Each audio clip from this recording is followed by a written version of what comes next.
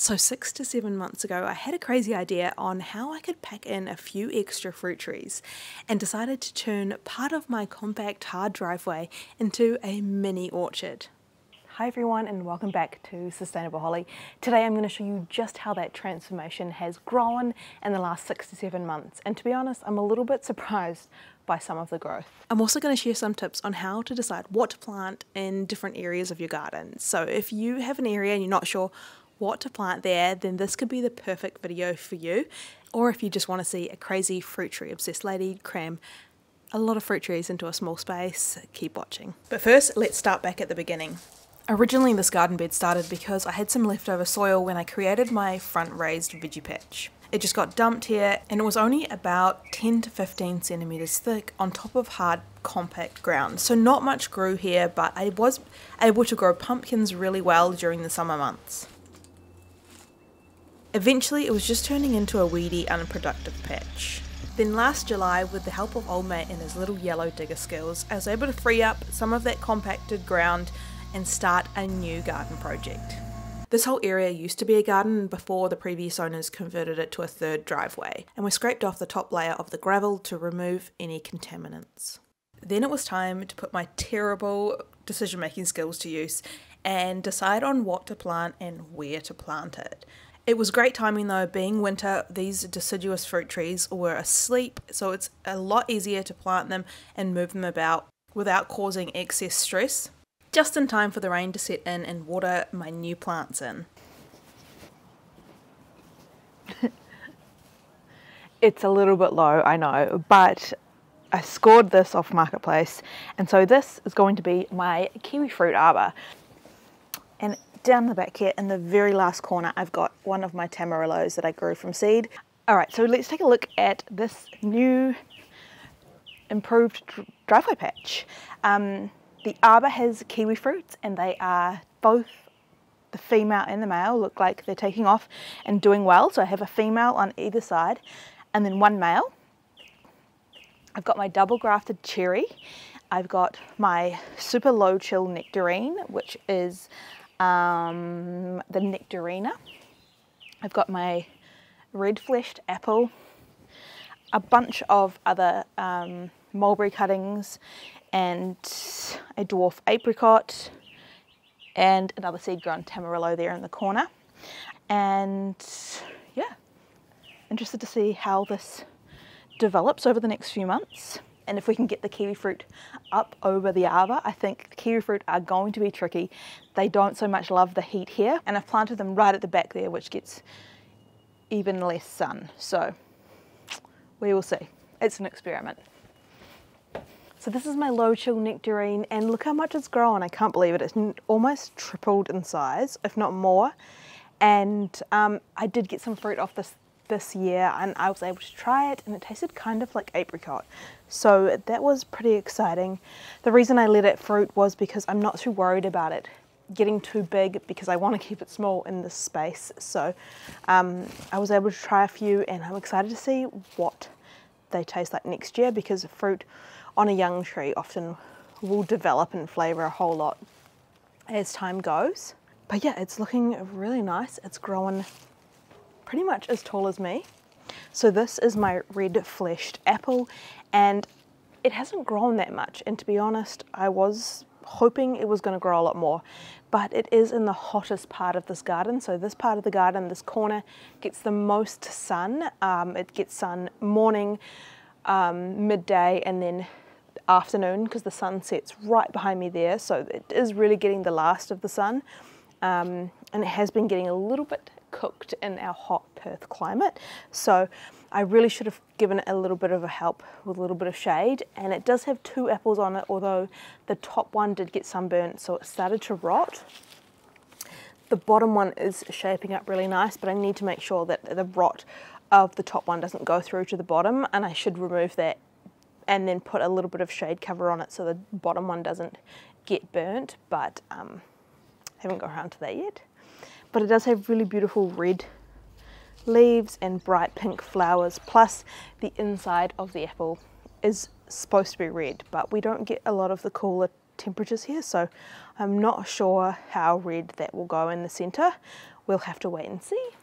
And then along from the apple, I do have a patch where I have put in some of my mulberry cuttings from the mulberry tree out the back that I removed. So we've got some white mulberry cuttings that have popped up that I'm going to pot up. And in the middle here we have my seed grown papaya. So another one of my seed grown papayas that is doing really well. Again, I won't know the sex of this until it starts to flower, whether it's a male, a female, or a bisexual papaya. But my aim is for this to get quite tall and offer a bit of dappled shade to the rest of these plants, because although they are doing really well, they would love a little bit of protection in our hot Perth summers.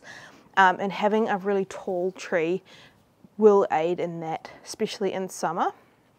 And then next to those I have my apricot. So this one here is my apricot. This is a fireball apricot, which is actually a self-pollinating apricot, but I do have other varieties around, so it's going to get some cross-pollination happening hopefully. But it is again a dwarf variety, so it's going to stay quite nice and compact. And then across from that we have my double grafted cherry, the royal crimson and the mini royal. And I've tried to slow down the growth, so I've been pruning one side back because you really do want them to grow at an even rate so that one doesn't overtake the other, and you'll always get that one variety will be stronger than the other. So keeping them even is really important when you have multi-grafted trees. Because I've chosen a low chill variety, I'm really hopeful that I will get some cherries on this next year. And then down here I have one of my female kiwi fruits, and the males grow a lot more vigorous than the females, so I'm going to potentially even graft one of my females onto the male and see how that goes. But the male has taken off. It's nearly double the size of either of the females. Because of the fences, it's going to get the most amount of shade compared to the front half. And I've also put up a little bit of extra shade for the midday sun, which seems to be doing well. Then in the back corner here, which is the shadiest corner of this garden bed, I have a seed grown tamarillo or tree tomato. And although it is getting a little bit crispy in parts, I have topped it, and so now that I've topped it, it's not getting any taller. It's starting to shoot out all the sides. So I'm getting a lot of side branches on here. There's grasshoppers eating all the new growth. Tamarillos or tree tomatoes do prefer shade. They're an understory plant, so shade and wind protection is key for them. And so having it in the corner, it's protected from the wind, and it is getting the most shade out of this garden bed. But I do have them planted all around in different garden beds so that I can try and get a win out of that. Oh, I can even see it like trailing, the male is even trailing around the compost bin. There's so many grasshoppers. They just love eating all the growth. So down here I have got an edible ground cover or a living ground cover, and this is Warrigal greens or New Zealand spinach. And it grows really well during summer, which is really unusual for a ground cover. It's super thick, it's like kind of a succulent sort of texture, so it holds in a lot of moisture and keeps my garden cool and hydrated. Because underneath all of this I do have a weeper hose which is right in contact with the soil, so it keeps the soil nice and moist, and then the thick ground cover keeps it cool. Eventually I will prune this all back, but because we've had some serious heat waves, I've sort of left it all to go wild. I haven't cut anything back this summer, and it's definitely time for a bit of a prune. And then I can chop and drop and put it around the fruit trees. There was a pathway through the middle, but that's sort of been lost at this point.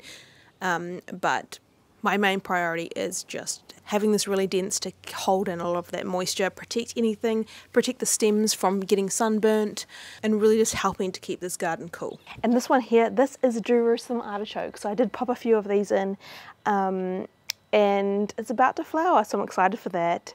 And this one I'm sort of trialing for a chop and drop. I know these can get away from you a lot, so I have got it contained to this area here. But just being able to experiment with that here and see how we go. Again, this is offering a little bit of that late afternoon sun protection for the rest of the garden bed, because this does get slammed in the afternoon.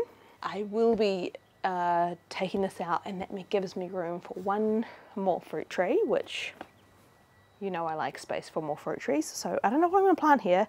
This again is probably quite a shady corner unless the fruit tree gets up high, then it's going to get a lot of heat, especially in that afternoon. So I don't know, maybe even a banana. I've gone with dwarf varieties mainly for this garden, and that's because they're going to grow a whole lot slower and not be as much maintenance in terms of pruning, plus their root systems aren't going to get as big, and I've crammed a lot of fruit trees into a small space, so that's important. When you're growing dwarf fruit trees, the fruit's still the same size, the only difference is the root system. So the root system is a lot smaller, therefore less nutrients get to the plant, so it doesn't grow as big, it doesn't grow as fast.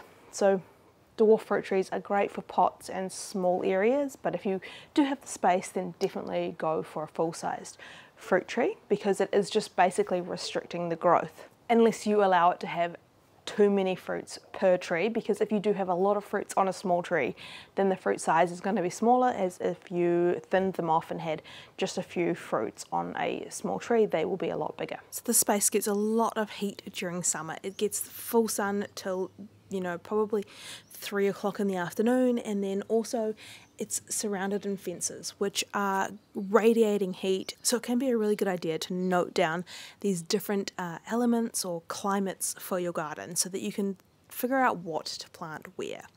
So because this place is really sheltered, it gets a lot of sun, this could be a really good spot for a banana grove or a tropical garden, but because it is just really lacking in that winter sun, I decided to go with the deciduous fruit trees. So these trees that I've decided to plant here are going to lose their leaves in winter, they're going to go dormant, they're going to go to sleep, they don't really need a lot of sun, so this is probably the perfect spot for them. The only issue here is that we are going to get some hot summer sun, so that's why I've added in things like a living ground cover and also some of these shade trees that are evergreen that are going to grow really tall and offer some dappled sunlight during the hot summer months. This project has been really rewarding, and I can't wait to see how much fruit I can get on these fruit trees next season.